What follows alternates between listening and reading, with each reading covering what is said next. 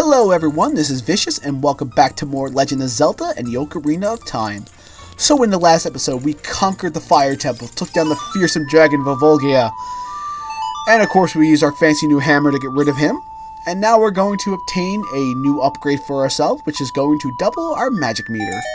This of course will come in handy much later on in the game once we obtain the elemental arrows, the last one being more useful. The second one we obtain is going to be less useful because they put it in a location that most people never really go to. We'll talk about that when I get there because I have a lot to say about that area in general and how dumb it is and how pointless the item in there is. So anyway, our lovely fairy friend here is going to upgrade us actually, with a bigger magic bar. Now, of course, this could also be useful for you if you're a big fan of Faor's Wind. Faor's Wind allows you to create warp points, so it kind of defeats a lot of backtracking in dungeons. Now, as a kid, I never really used Faor's Wind. Nehru's Love I used a lot, especially on the final battle of the game, because I thought I would need it, but then again, I never really needed it. So there's that. So there's one more thing to grab in Death Mountain's crater. There's a piece of heart we can obtain. Actually, there's two pieces of heart we can obtain, but I forgot to plant a seed in the soil patch here. We'll come back here a little bit later once we're Child Link again, because there's one little mini dungeon we actually have to do as Child Link. So come down here, there is a climbable wall. Also, for some reason, I'm just working my arm muscles there.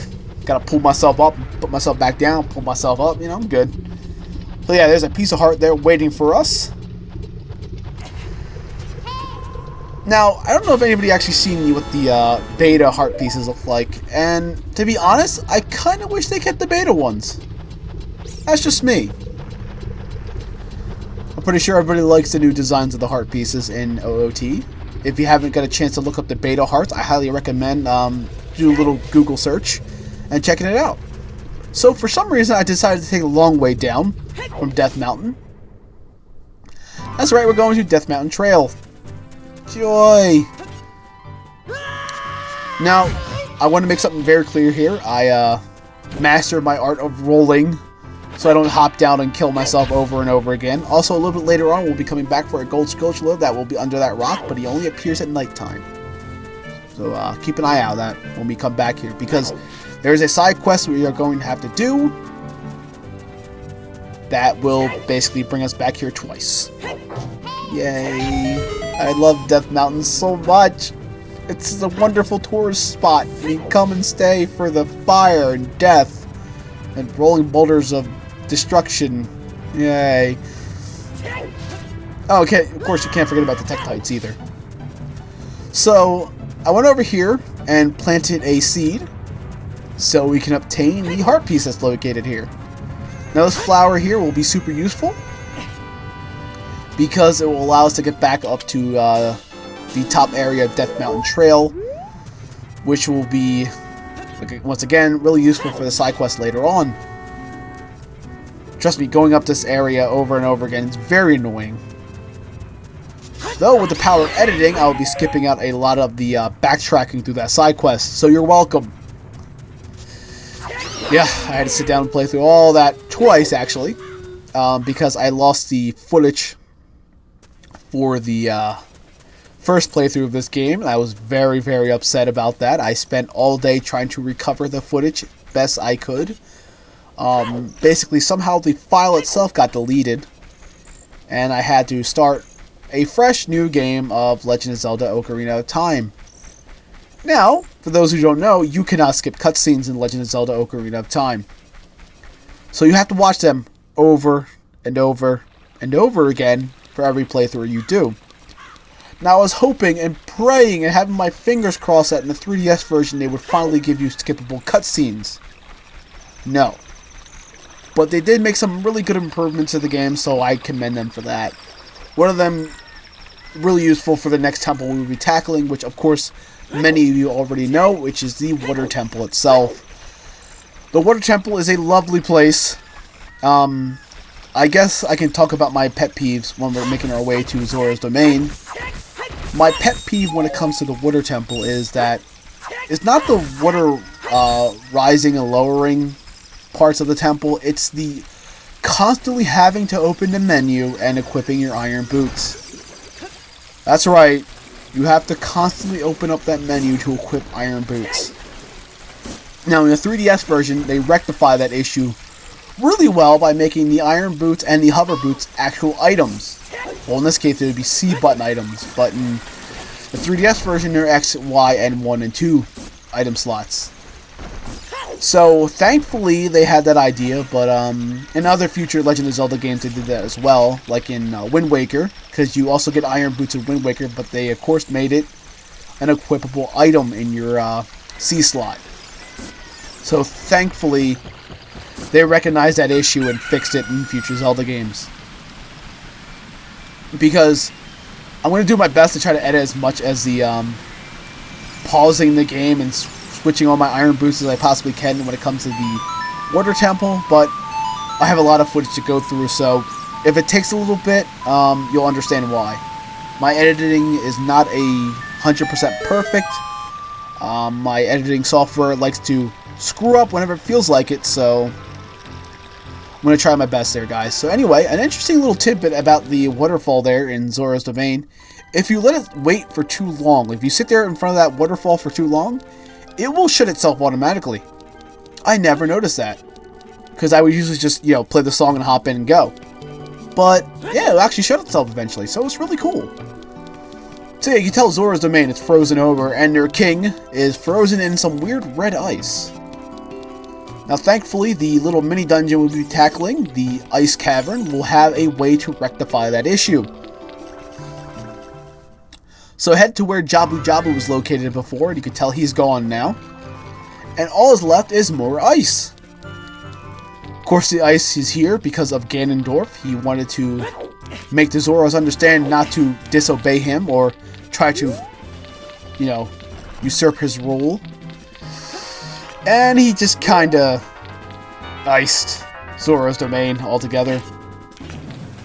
Actually, when you get into the water temple, Princess Ruto, who's also there, will tell you that all her people are trapped under the ice. Now, thankfully, the Zoras can, swim and breathe underwater and all that stuff, but it's still gonna suck. You're kind of trapped under ice. Now, I'm pretty sure they could have found a way through that little hole that will lead to Lake Hylia, but then again, you'll find out later on that that hole is also frozen over, so not sure if anybody actually escaped through that way. I don't know. Be kind of cool, though. So anyway, this is the Ice Cavern. And you can tell there's more of that red ice that we saw King Zora covered in. There is a certain bottled item that we are going to have to obtain, which is called Blue Fire. Now, I highly recommend going in here with at least 3 bottles because it makes this part a lot easier. My playthrough through the Ice Caverns is quite terrible. These guys are here, these little ice tower enemies, I like to call them that, so I stuttered there a little bit, I'm sorry. Yeah, I like to call them ice tower enemies because they kind of look like little towers, or little rook pieces, or chess pieces. Yeah, it kind of looks like a rook piece. Basically, these guys will sit there for a little bit, and they will eventually breathe out ice. Now, they can take either 3 slashes or 2 jump slashes to get rid of. Also, that little spinning blade there in the middle is super annoying, so if you get hit by it a few times, it's okay. Just, take the hits and walk away. Just some more heart pieces over here. So anyway, we are going to need our bottles, so I'm going to empty the 2 bottles that I have that are filled with stuff. So we're going to drink some more fancy Lon Lon milk because it's delicious and it makes our bones nice and strong. Remember, kids, drinking milk. And we're going to dump our fairy that we took with us when we went to fight Volvolgia. Actually, I took that as a backup plan for Volvolgia on my second playthrough, because I wasn't sure how that fight was going to go the second time around. Of course, you saw my first time around with the boss fight with Volvolgia. I got killed. So thankfully, I brought some fairies with me. So anyway, you got this little blade here. You can actually duck right under it, and it won't touch you. I don't know why it clips right through your character model, but I don't know. Nintendo logic, video game logic, whatever you want to call it. So we're going to bring out our hook shot here and get this Gold Skulltula sitting there because he's extremely annoying and he won't shut up. Yeah, I'm not a big fan of that sound they make. I don't know why. It's kind of like unnerving. I guess if you're not a big fan of spiders, it's like, I'm not a big fan. You can stop that. So yeah, to open up this door, we are going to have to collect some silver rupees here, and we're going to grab the last one right now. Also, no idea why you can lock onto that. Just going to duck under that, and duck one more time. Whee! See, even right at the edge, where you know it's going to clip right through you or hit you, it's just like, nope, duck and you're fine. So we have more of these little ice tower enemies we have to take care of. I'm going to whip out my bow and bring out another bottle. Because I know what's coming up next, and it's not very fun. So yeah, another one of these guys. A jump slash or two, and either a jump slash or 2 jump slashes, or a normal 3-hit combo. We'll get rid of those guys quite quickly. Now, we have one of the most annoying enemies of this dungeon. Ice keys. Now, as you can tell, the ice keys don't go away. Well, their elemental properties don't go away. Not like the fire keys, once they hit you, their fire goes away. The ice keys will obtain their elemental power the entire time. So it's really annoying when you're trying to take care of these guys, because one will hit you, and another one will, of course, you'll be frozen, and that will trigger the other one to come flying down and hit you right when you break out of your ice, so it's really dumb. Yeah, I'm not a big fan of ice. Ice can die. Screw nature. We're gonna grab some heart pieces here because we need them. Well, recovery hearts, not heart pieces. Heart pieces. Trust me, that was like 3 heart pieces right there. I'd be super happy. That'd be amazing. So yeah, I'm gonna try to snipe down these ice keys here. Also, Navi, beautiful timing. I mean, you don't see these gigantic, ice keys behind me trying to fly in and smack me with his elemental properties and trying to kill me. So we're going to fill up our bottles here with some blue fire. Now, a little bit of a tip for you guys. Make sure to at least have 1 bottle of blue fire after you finish up the cavern here, because you are going to need it to free King Zora. It's going to be very important for our side quest later on, plus he gives you a really good item to help you with the water temple. So yeah, highly recommend bringing a bottle of blue fire with you outside the cavern so you don't have to come back here and backtrack. So we're going to go into the next room before we get smacked around by this stupid freaking blade. I love blades. No, I don't. I hate these things in this dungeon. It's usually, I believe, yeah, only this dungeon and the water temple where they're really annoying. Other than that, they're not really that annoying because you can easily maneuver around them. But since you're in an ice cavern, you have to slip everywhere. So anyway, use a bottle of blue fire on this wall of red ice, and that will get rid of it. And we're going to use the other one over here because one of these rooms actually contain a heart piece for us to grab. And I believe it does have another Gold Skulltula if you want it. There's always that. So yeah, there's not much to talk about when it comes to the ice cavern itself because once again, it's just sort of a little mini dungeon. Once again, you're going to need blue fire to open up that heart piece. I highly recommend coming over here and grabbing it. Now I'm going to bust up my hook shot because we need to take care of that Gold Skulltula token there. I have no idea why I was just swinging at it. I can't break it. Yeah, you can't use a Megaton hammer on it, guys, so don't try to break it out that way. That would be kind of cool if you could bust up the Megaton hammer and do that. A really cool thing here, when you're doing the side quest for the Bagoron sword, which we'll get into next episode, you can come to this place right off the bat, like right when you become an adult, and grab at least a hook shot. I highly recommend at least picking up the hook shot. You can come here right away, and yeah, you can grab the iron boots, which is the item we obtained from this area, and the blue tunic, which we also obtained from King Zora when we free him from his prison of ice. Pure evil red ice. I mean, look at that ice. It's so evil. It's red. I'm going to kill these Keeses here because I despise Keese. Also, that chest either contains a map or a compass. I forget because I never really grab them because it's not really much of a point to have a map and compass in this area. It's not much to really get lost in. I mean, you can grab them if you want to. I just don't need them. Anyway, we're going to come over this way to the other wall that we thawed out with our blue fire. And we have more silver rupees. Oh, joy. I love silver rupees. I mean, it's so useful, right? I mean, we don't have a max money or anything. Yeah, screw that. So I'm going to take care of these fire keys here. Also, my bow skills are terrible. I hate the bow. The controls in this game, when it comes to aiming, is just really, really bad on the N64 version. 3DS version rectifies that issue really, really well and makes it a lot easier to actually hit things. I don't know if that's just the 3DS itself or the fact that you can move the camera with the 3DS itself, so. Interesting stuff. Anyway, there's another gold sculpture here to kill, and we're going to use our hookshot to grab that token. Thank y'all. And now we're going to do another block pushing puzzle. Thankfully, though, it's ice, so we just kind of push it once and it just goes wherever we want it to. So yeah, silver rupees to grab. Joy. Also, if you need blue fire, there is another lantern platform. I don't know what you would call that.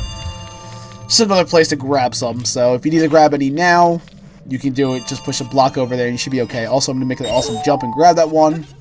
Because screw pushing the block that way. So push that right over there. And we're going to grab one more. And there's still at least one more we have to grab before we can actually open up that door. Now, the reason they put the blue fire over there is because the last silver rupee is hidden behind a wall of red ice. So make sure to at least have one bottle ready to go. When tackling this area, make sure to at least fill up all your bottles. Well, at least make sure to have at least 2 after exiting this area. Because there will be a wall of red ice blocking you to the end of the dungeon. And, of course, you still need the one to release King Zora. So, yeah, get on that. And we're going to climb up here, and we're going to take care of this little wall of red ice. And grab the last silver rupee in this room. Yeah, I don't know why they put so many silver rupees. I guess it needed some sort of mechanic for this dungeon.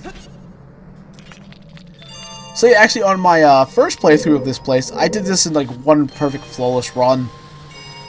Sadly, this time around I forgot exactly what I was doing, and yeah. I have to be like really in the zone to like do really, really well in this game. Getting too old. Getting too old for this. Nah, I'm still a kid. I might not be a kid, but heck, I act like one. Just how I am, guys. I'm sorry, okay? If I can change, you can change, then we all can change, okay? The real talk, vicious. Interesting little trick I'm going to show you here, guys. If you don't get the block all the way in the middle there, which is telling you to go to, do a little jump there, and you can grab on, and you're okay. There you go. A little shortcut you can take. Be pushing that block all over the room just to get to that area. Also, this stupid ice tower guy is in my way again. 2 jump slashes will take care of you, sir. And more magic. Jump slash you again. Of course he has to freeze me. Because why not? Freeze me again, please. See, I would make some really bad ice puns, but, no. I hate puns. They're painful. Extremely painful, people. Anyway, after taking care of that last wall of red ice, it's time to take on the little mini-boss of this dungeon. Who is incredibly, stupidly, retardedly easy. Now, sorry if I use the word retardedly. I know it's not very, friendly or PG. So I apologize for that. So yeah, 1 jump slash will take care of that, silver wolfos. And we will obtain our item for the dungeon. Which is, of course, the iron boots. Yeah, I try not to be, like, mean or nasty when it comes to these videos, because I understand what it's like to have people make fun of you and all that stuff, so you can be sure that I will make sure never to make those kind of jokes around here, guys. Now, if I had people in my video or when it comes to the Sonic 06 live stream race I'm uploading currently, if people make those kind of comments, they are not the comments of me. I do not support those comments, so just want to throw that out there. Anyway, Sheik here meets us in the ice cavern. Somehow he got all the way here, not dealing with any of the issues. And he is going to teach us a new song which will allow us to warp to the location of the water temple, which for those who don't know is in Lake Hylia. So isn't that nice? We can instantly warp back to Lake Hylia anytime we want to. Time passes, people move like a river's flow, it never ends. A childish mind will turn to a noble ambition, young love will become deep affection. The clear water surface reflects growth. I love those lines that Sheik does when it comes to like teaching the song. It's so like deep and meaningful. So Sheik here is going to teach us Serenade of Water. This will of course allow us to warp to the water temple. Thankfully it's not a very difficult song to remember, even though the temple itself is super difficult. Also I want to point out I love the music of this place, and I love the design of this room alone. It's really awesome. Now there's a beta version of this room that actually has a wooden door, and there is a red ice platform in the middle where the Iron Boots is located. A lot of people like to speculate that the